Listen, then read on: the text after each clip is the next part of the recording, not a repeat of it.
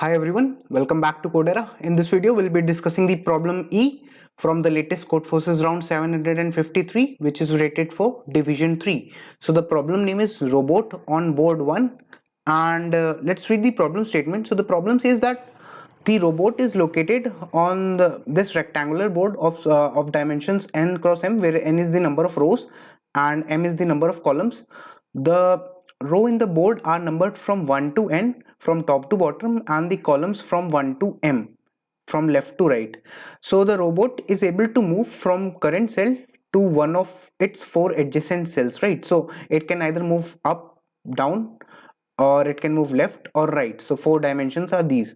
The sequence of commands s that has been given, a string has been given and it has commands. So if it has l, then you will be moving towards the left. If you have r, then the robot will move towards the right. If down, then you will move down. If u, then you will move up, respectively. The robot can start its movement in any cell. So the robot can start its movement in any cell, and the problem says that further says that the robot executes the command starting from the first one strictly in order in which they are given. If the robot moves beyond the edge of the board, so it falls out and breaks, and a command that causes the robot to break is not considered as successfully executed, right? The robot task is to execute as many commands as possible without falling off the board. So you have to perform as many commands as it possible for you. And for example, if you have been given 3 cross 3 board, and if the robot starts with this r r u r r d l u and u from the center cell, let me just copy this r r d l u and u, r r d l u and u. This has been given to us. And what else has been given? So it has been given from the center cell in a 3 cross 3. So if it was 3 cross 3, then let's suppose that this was 1 cross 1. So this will be a 3 cross 3, and let's suppose that you start from here. Okay, so let's suppose you start from here, you start from this position. Let me just change the color. Okay, so let's suppose that you start from this range, and this is 1 comma 1 is your starting point and 3 comma 3 is your ending point. So this is your rectangular box. So you start from the center. Then it is said that from the center the robot will perform one command, then the next command will force him to cross the edge. So what are the commands? Let us see what are the commands. So if you will see the commands, so the command, if you are here, okay, let's suppose initially your robot is here, right? Initially your robot is here at the x, so it performs right command. The right command is performed by the robot. After it performs the right command, so it will move to this right, it will come here. So from here your robot has now come here. Now you can notice one thing, that what I said was that this box is from here to here only, right? 3 cross 3, it has been given to us as 3 cross 3. So since it is 3 cross 3, so now you will perform one, you will perform another right command. So you'll fall out, it will fall out, the robot will fall out and it will break, right? So this particular command, the second command, will be considered as an unsuccessful command. Now let's further read the explanation of the test case. So it says that the next move, it will move out and it will cross. If the robot starts moving from the cell 2 comma 1, then the commands will be executed successfully. Okay, so if it starts moving from 2 comma 1, let's try and see what will happen when the robot starts to move from 2 comma 1. Okay, so if the robot starts from moving from 2 comma 1, so where is 2 comma 1? So 2 comma 1 is nothing but this. Robot starts from here. So from this 2 comma 1, what will happen? Let us try and track its position. So it will move again towards the right, so 2 comma 2, then it will move again towards the right, it will go to 2 comma 3, then it will move down, so it will be nothing but 3 comma 3, then it will move left, because we will move left. So since we are moving left, so what is the next? So next is nothing but 3 comma 2, then again you are moving up, so it is 2 comma 2, then you are again moving up, because it has been given in the command that you are moving up. So again you are 2 comma 1, and you could perform all the commands without falling out of this particular board of size 3 comma 3. You can make a bigger board and you can try it for all the other test cases, sample test cases that are given to you. So this is where you will stop, and you have to determine where should it start, where should a robot start so that it can execute as maximum commands as possible. So it is not necessary that it can perform all the commands, but it has to, you have to keep your robot at such a position such that the robot performs as many commands as possible, like the maximum number of successful commands it should perform from the given string, right? So this is the test case that has been given to us. Now notice one thing. Now just let us just figure something out. Okay, one second, I'll just undo it. So let us now figure out like how we can do this. Okay, like it is getting a bit, let me just erase this part and then we will discuss like what actually the problem means, right? Just I'll insert one more. Okay, just one second, I'll change the color. Now let me insert this from here. So let's say I insert it from here to here. Okay, let me change the uh, color once again so that we can do it right. So how we can do this? So again, let's suppose that this is made from here to here. Okay, so now what you can see is that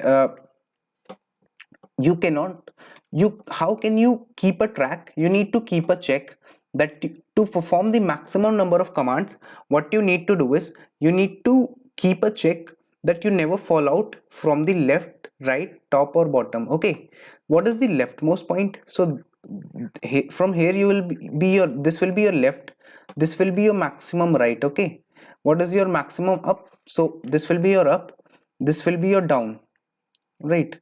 This will be nothing but your down. Okay, now what you can do is, you can just notice one thing, and that is that you will fall out, you will, let's suppose you are at any index, that let's suppose you are here, so you'll fall out if you perform two particular left commands. So you always need to keep a check that what is, for you can try for each cell, and you always need to keep a check that what is the maximum left or what is the maximum right, maximum up or maximum down that you are moving, so that you can you can find such an optimal position in the cell, such an optimal cell or position x comma y, such that you can perform maximum number of successful commands from the given string s. Okay, how can we do this? So this is very easy in terms, this is not an interesting problem.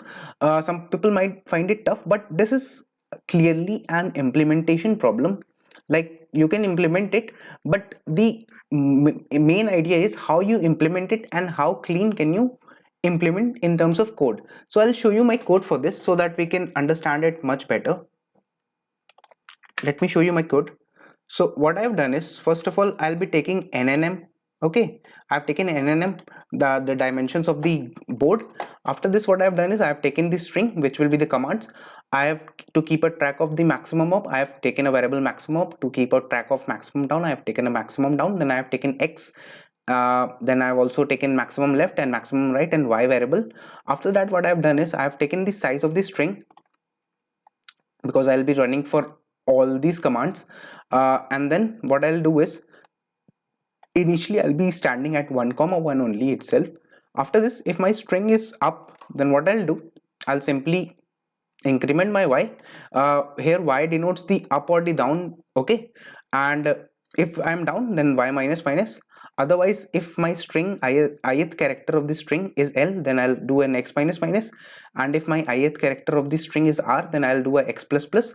After checking out the ith character of the string, what I'll do is I'll keep a track of the maximum left that I have moved up till now. So what is my maximum left that I have moved up till now? So maximum left will be minimum of x comma maximum left, right? And what will be the maximum right? So the maximum right will be nothing but maximum of x comma maximum of right. So this is this is very basic. Like for keeping a track of the left, you need to find the minimum between the maximum left and the x, because you need to, because what will happen, your left will be, the left value will be lesser, right? Your left value will be lesser. That is why you need to find the minimum for the left, and for the right, your right will be towards this direction, towards the positive x direction. So that is why you need to keep the track to find the maximum, right? You need to keep a maximum value, you need to keep the maximum value. Similarly, to keep the up, to check the up, maximum up, you need to compare the y with the maximum up till now. Since you are moving down, so if you are moving down, that is negative y-axis, so that will simply mean that you need to find the maximum down will be nothing but the minimum. Now you'll say that why I am thinking in terms of this, because it can also happen that I might need to keep a track of the absolute value. So don't worry, I'll consider that in the end as well. After this, what I need to do is, let's suppose for a particular index, what I've done is, if my difference of maximum left and right plus 1, that is the current position that I am at, maximum left that I have moved, maximum right that I have moved, if the difference between the 2 plus 1 is greater than m, that is I have moved out of the board. If I have moved out from the top or the bottom, or if I am moved out from the left or the right anywhere, so I'll simply break. Otherwise I'll store my answer y, which will be nothing but absolute of maximum left plus 1, and answer x, that is the x coordinate, which will be nothing but absolute of maximum up plus 1. After this, after the loop is over, so I'll simply return my answer, or I'll simply print the resultant x and the resultant y coordinates. Also notice one more thing, that this is one code, but you can have multiple codes for this, because multiple answers are possible. There can be multiple cells from which you can perform maximum number of commands, so that is why this implementation is okay. But if you had different implementation and it got accepted, so no worries. So this was the code from my side, and in case if you have any doubt for this question, you can mention that in the comments, and make sure to like the video and subscribe the channel. Thank you.